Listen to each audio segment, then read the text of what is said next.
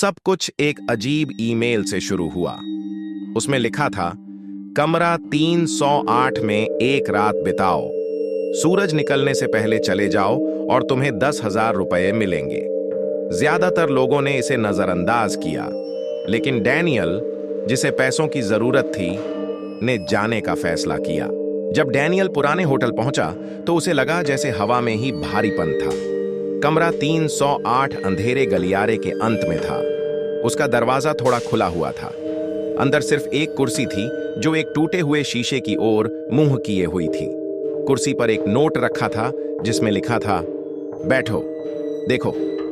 शुरुआत में यह बस एक शांत कमरा था, लेकिन जैसे जैसे समय बीता शीशा अजीब लगने लगा। पीछे परछाइयां हिल रही थीं, लेकिन वहां कोई नहीं था।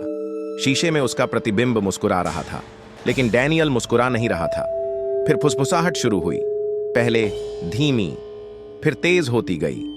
उसका नाम पुकार रही थी। उसने बाहर जाने की कोशिश की, लेकिन दरवाजा नहीं खुला।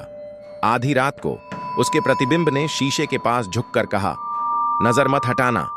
डैनियल डर से जड़ हो गया। जैसे जैसे समय बीतता गया, उसका प्रतिबिंब गायब हो गया। उसकी जगह उसके पीछे कुछ और खड़ा था, एक परछाई जिसकी चमकती आंखें थीं और चौड़ी मुस्कान। कुछ दिनों बाद उन्होंने डैनियल को शीशे के सामने बैठे हुए पाया। वह बड़बड़ा रहा था, यह मुझे देख रहा है, हमेशा देख रहा है। कमरा 308 अभी भी वहीं है, किसी और के आने का इंतजार कर रहा है।